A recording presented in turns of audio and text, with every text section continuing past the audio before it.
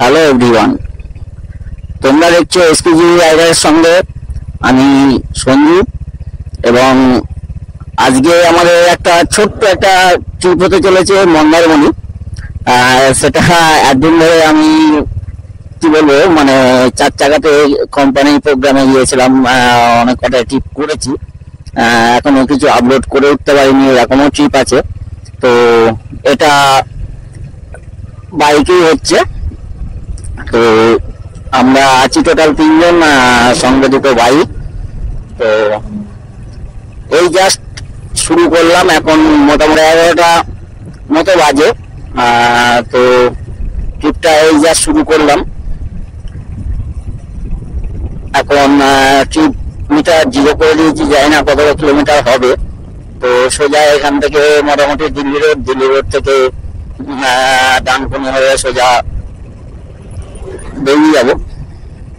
তো তার আগে আপাতত একটা সব থেকে ভাইটাল কাজ, ফুয়েল আপ করা।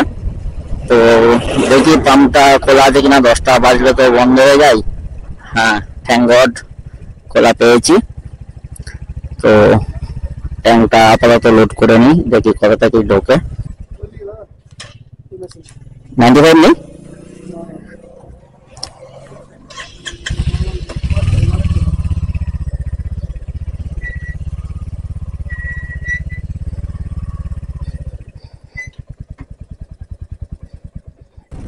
আমরা এই মুহূর্তে খামারগাছি ক্রস করছি।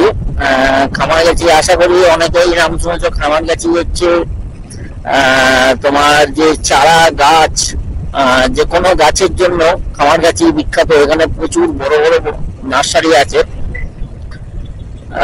কেউ যদি আমার ব্লগটা না দেখো তো দেখবে, একটা খামারগাছি নিয়ে মানে নার্সারি নিয়ে একটা ব্লগ আছে। সেরকম হলে তোমরা গাছ নিতেও আসতে পারো, কোনো সমস্যা নেই। এখানে প্রচুর বড় বড় নার্সারি আছে। তো খামারগাছি অলরেডি ক্রস করছি এই মুহূর্তে। তো চলো, যেতে যেতে আরো কথা হচ্ছে। সম্ভবত 250 কিলোমিটার মতো রাস্তা হবে হয়তো। তো সঙ্গে সৈকত আছে, সৈকত 125 ইগনাইটার নিয়ে আসছে। সঙ্গে একজনকে নিয়ে প্রিয়ান নিয়ে, এবং আমি সিঙ্গেলই আছি। কিন্তু শুধু সৈকতের লাগেজটা আমার সঙ্গে নিয়ে নিয়েছি, একটাতেই লাগেজ কমপ্লিট করিয়ে নিয়েছি। তো এইভাবেই আর কি অল্টারনেট করে চলছি। খুব একটা অসুবিধা হবে না, রাস্তা তো কোনো সমস্যা নেই। রাস্তা এখান থেকে মগরা পর্যন্ত সিঙ্গেল লেন আছে, যার জন্য একটুখানি সমস্যা হচ্ছে। তারপরে ওল্ড দিল্লি রোডে উঠে যাওয়ার পর তো আর সমস্যা হওয়ারই কথা নয়। এমনি এটা সিঙ্গেল লেন হলেও রাস্তা যে খুব খারাপ তা নয়, রাস্তা একদম অসাধারণ রাস্তা। এই যে ডান দিকটা যেগুলো দেখছো, এই ডান দিকে যে লাইট গুলো জ্বলতে দেখো, ডান দিকে, তো এইগুলো হচ্ছে সব নার্সারি। এখানে মানে লাইট গুলো নিয়ে মোটামুটি সারা জ্বালিয়ে রাখে, যাতে গাছগুলো আর কি তাড়াতাড়ি বাড়ে। ওই দেখো ডান দিকটাই, তো এরকমই। এবার ডান দিকে যে লাইটটা জ্বলছে, এটাও নার্সারি, এটা একটা বড় নার্সারি আছে। তো এখানে মানে এই ব্যাপারে প্রচুর রকম, মানে প্রচুর বিদেশি ফুল ফল সব কিছু তোমরা পাবে এখানটাই। এই খামারগাছিটা বিশাল বিশাল নার্সারি আছে। হাই রোডের ধারে তো আছে, এবং ভেতরেও অনেক আছে নার্সারি। তো এই অলরেডি খামারগাছি আমরা ক্রস করে গেলাম। এবার খামারগাছি ডুমুরদা ঢুকছি। ডুমুরদা, কুন্তিঘাট, চিবেনি, তারপরে চিবেনি পুরোটা হয়তো যেতে হবে না। শঙ্করনগর থেকে আমরা ডান দিকে বেরিয়ে যাবো। শঙ্করনগরের ওইখান থেকে মাছ বেরিয়ে আমাদের ঢুকতে হবে না, তারপরেই আমরা ওল্ড দিল্লি রোড পেয়ে যাবো। তো হঠাৎ এরকম ভাবে হঠাৎ যাওয়া আমাদের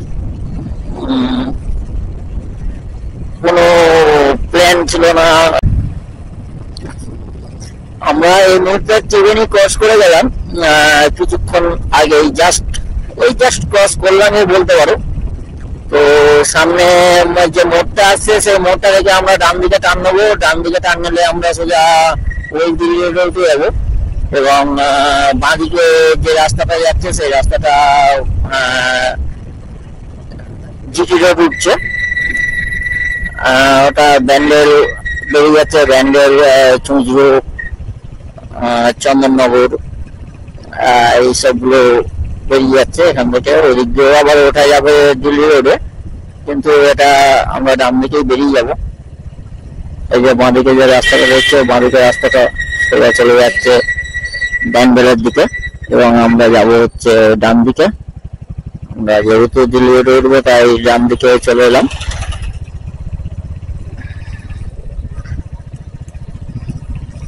এবং এই জায়গাটায় মনে হচ্ছে একটু কাজ হচ্ছে, সামনে মগরা ব্রিজও হয়ে গেছে। মগরা ব্রিজটা হয়ে যাওয়ার জন্য খুব সুবিধা হয়েছে, কারণ ওখানে একবার যদি রেলগেট পড়ে তাহলে হাই রোডের উপর বুঝতেই পারছো রেলগেট পড়লে কি অবস্থা হয়। ব্রিজ হয়ে গেছে এবং এদিকে খুব ভালো ব্রিজটা হয়ে যাওয়ার জন্য। এই জায়গাটা এখনো ডাইভারশন আছে, কাজ চলছে রাস্তার, তবে খুব একটা বেশি দিন লাগবে না কাজটা শেষ হতে, খুব তাড়াতাড়ি কাজ এগোচ্ছে।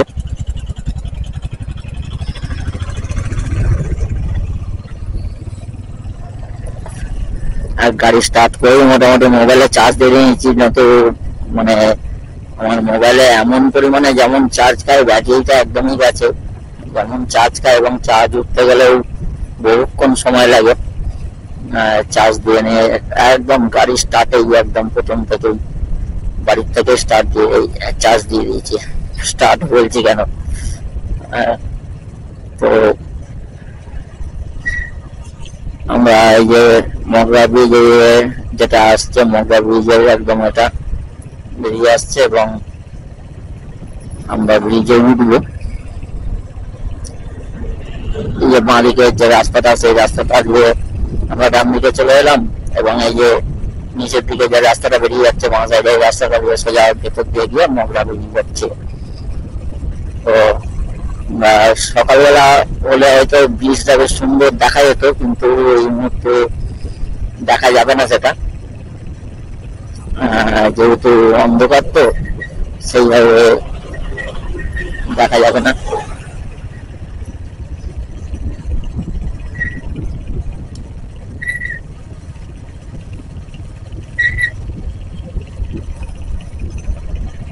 এই মগরা ব্রিজ এবং সোজা চলে যাচ্ছে আমার পেছনে আর কি, চলে যাচ্ছে ওটা বর্ধমান চলে যাচ্ছে,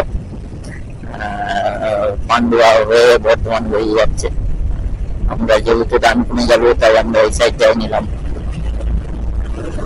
দিল্লি রোডে উঠে পড়েছি, জাস্ট উঠে আমরা চলে এলাম আদি সপ্তগ্রাম, উঠে যাচ্ছি। আদি সপ্তগ্রাম ঢুকবো এই মুহূর্তে।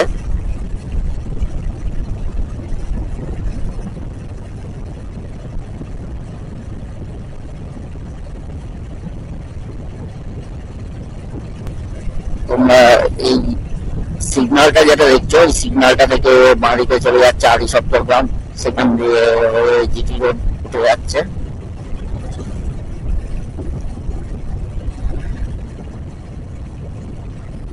জিটি রোডে অলরেডি উঠে পড়েছি, এখন টান টান দেখি কতটা কি যাওয়া যায়, তারপরে ছোট্ট একটা ব্রেক নিতে হবে। সৈকত যেখানে রেস্ট নিতে বলবে সেখানেই আপাতত নেবো।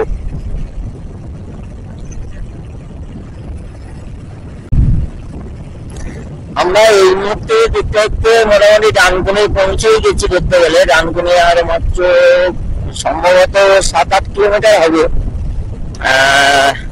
তো আমরা এই মুহূর্তে যে রাস্তাটা দিয়ে যাচ্ছি এটা অ্যাকচুয়ালি ওল্ড বা SH6, এটা হচ্ছে SH6 স্টেট হাইওয়ে 13। SH6 হচ্ছে আমাদের যেটা আসাম রোড বলে, সেটা হচ্ছে SH6। তো আমরা অলরেডি ডানকুনি পৌঁছেই গেছি দেখতে গেলে। সামনেই আমাদের ডানকুনি ফ্লাইওভারটা হয়তো পেয়ে যাব। আর খুব একটা দেরি নয়, আবার সিঙ্গল লেন এখানটাই শুরু হয়ে গেছে। তো এক জায়গায় একখানে পার্টনার পার্টনার যে আছে সৈকত, রাইডিং পার্টনার বলতে পারো, তো তার সঙ্গে সে একটু বলছে একটু টি ব্রেক নেবে, এবং টি ব্রেক নেওয়ার মতো কোথাও আমি জায়গা দেখতে পাচ্ছি না। মোটামুটি যদি দেখতে পাই অবশ্যই দাঁড়াবো। সামনে বললো একবার, তখন দাঁড়ানো হলো না টি ব্রেকের জন্য। তো চলো, সামনে তো প্রচুর জায়গা পাবোই, আশা করি ডানকুনি মোড়টা ক্রস করলেই পেয়ে যাব অনেক জায়গায়, সেখানে কি ব্রেক নেওয়া যাবে।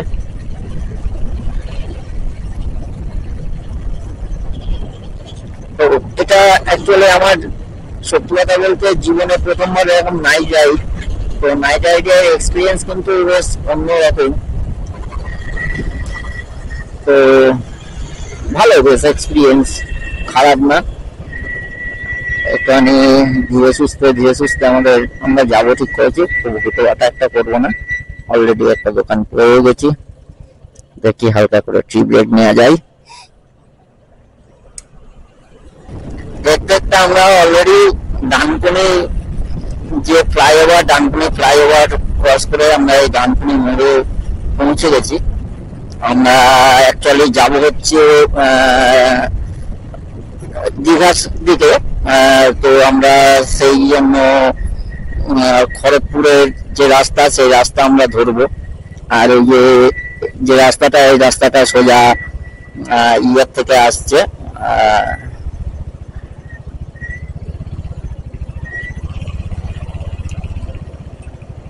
এই রাস্তাটা সোজা বেরিয়ে আসছে আমাদের।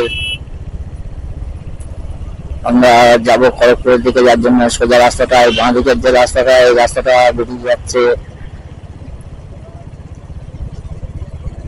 এই রাস্তা, বাঁ দিকের রাস্তাটা বেরিয়ে যাচ্ছে হচ্ছে দক্ষিণেশ্বর, কলকাতা সাইডে বেরিয়ে যাচ্ছে। আমরা এই সোজা রাস্তাটাই চলে এলাম, সোজা রাস্তাটা ধরে আমরা বেরিয়ে যাবো খড়গপুরের দিকে। আর ডান সাইড থেকে যে রাস্তাটা আসছে ওটা হচ্ছে দুর্গাপুর এক্সপ্রেসওয়ে।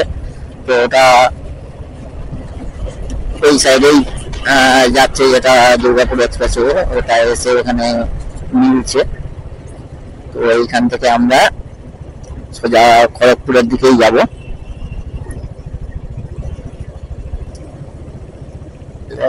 একটুখানি ফলো করে চলতে হবে, কারণ যেহেতু এটা অতটা পরিমাণে মুখস্থ নেই, এসেছি কিন্তু অত তো মনে থাকে না, এর জন্য আমরা একটু স্লো যাচ্ছি।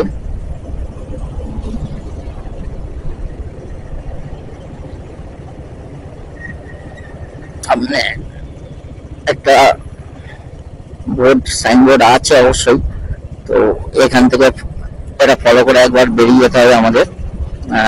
বাঁ দিকে চলে যাচ্ছে কলকাতা এবং সোজা বেরিয়ে যাচ্ছে খড়গপুর কোলাঘাট। তাহলে আমরা অবশ্যই সোজা যাব।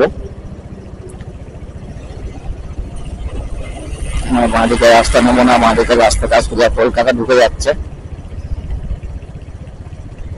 আমরা সোজা রাস্তা ধরবো। রাস্তাটা একটুখানি এবড়ো খেবড়ো আছে এই জায়গাটায়। এখানেও একটা সাইনবোর্ড দেওয়া আছে, সোজা খড়গপুর, বাঁ দিকে কলকাতা।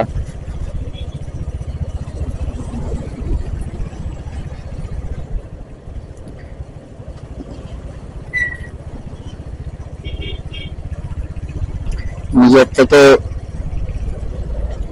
বাইক রাইড করে এই রাস্তায় এইভাবে যাওয়ার এক্সপিরিয়েন্স একটা অন্যরকম। এখানে আমি কোনোদিনই যাইনি। আমরা অ্যাকচুয়ালি বেরিয়ে যাবো সোজা রাস্তা।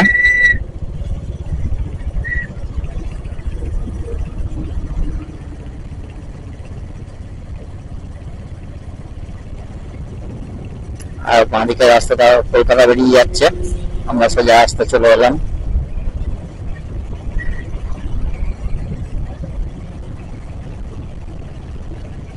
এখান থেকে টোল রোড অলরেডি শুরু হয়ে গেছে বললো, মানে ওখানে লেখা রাখালো চলবে নয়।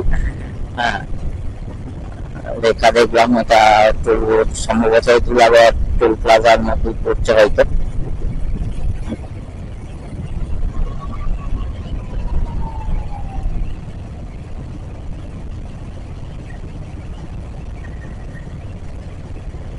এই যে বাঁদিকের যে রাস্তাটা, এটা আর কি কলকাতা থেকে যারা এইদিকে খড়গপুরের রাস্তা হচ্ছে তারা সোজা এই রাস্তাটাই আসছে, এই বাঁদিকের রাস্তাটা দিয়ে উঠছে। বাবারে একটু এবড়ে রাস্তা আছে এখানটাই, তো আশা করি পুরোটাই তারপরে ভালো পাবো।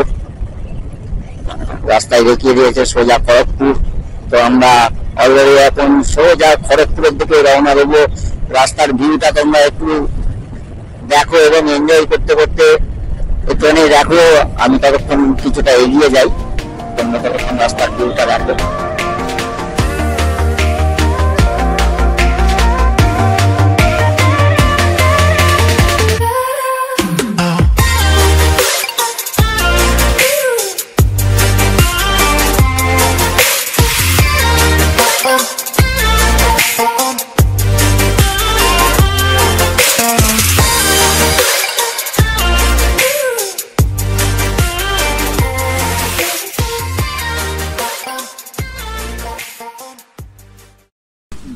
কাঁথির স্পেশাল চা একটা, একবার দেখে নাও। লঙ্কার চা, লঙ্কা একদম গোটা গোটা করে দেয়া আছে এবং লিকার লঙ্কার চা অসাধারণ। তোমরা যদি আসো অবশ্যই খেয়ে দেখবে, একবার টেস্ট করে দেখবে চাটা কেমন।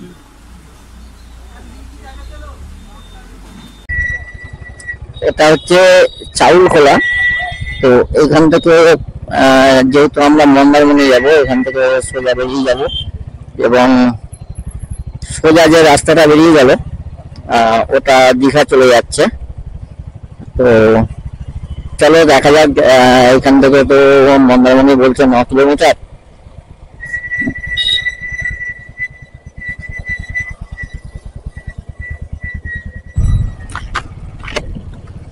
গুগল ম্যাপকে ভরসা করাও মানে কি বলবো, মানে খুব বিপজ্জনক অবস্থা হয়ে যাচ্ছে। তো গুগল ম্যাপ ভরসা করে মোটামুটি শর্ট রাস্তা দেখাচ্ছে, এখান দিয়ে দেখাচ্ছে যে এখান দিয়ে যাওয়া যায়, অটোমেটিক যেগুলো দেখাচ্ছে। দিয়ে দেখছি ভেরির যে রাস্তাগুলো হয় না, ভেরির যে বাঁধ, এই যে ডান দিকে যাবে এই ভেরির যে বাঁধ, এই বাঁধের মধ্যে দিয়ে রাস্তা দেখাচ্ছে। কি অবস্থা!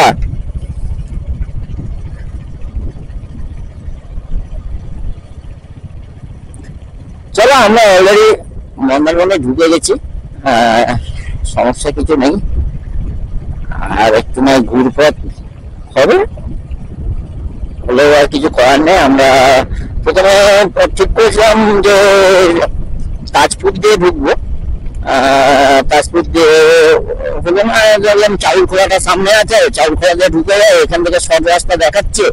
একবার ঢুকে দেখি, ঢুকে তো দেখছি এই অবস্থা, আর কিছু করার নেই, এইভাবে যেতে হবে। আমরা অলরেডি রিসর্টের রাস্তায় ঢুকে পড়েছি, আর সামান্য একটু দেরি মানে দেখা যাচ্ছে বালাজি রিসর্ট। আমরা এই রিসর্টে আপাতত আজকে স্টে করব।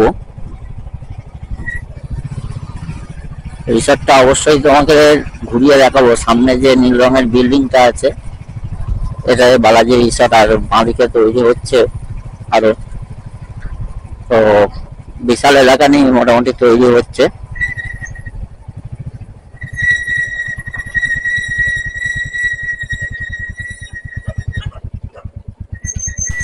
আমাদের যে হোটেলটা সেটা দেখে নাও, হোটেল বালাজি অ্যান্ড রিসর্ট। এই যে এখানে পার্ক আছে এবং এখানে বসার জায়গা আছে। জাস্ট এরকম উঠবে, ওঠার পরেই এই দেখো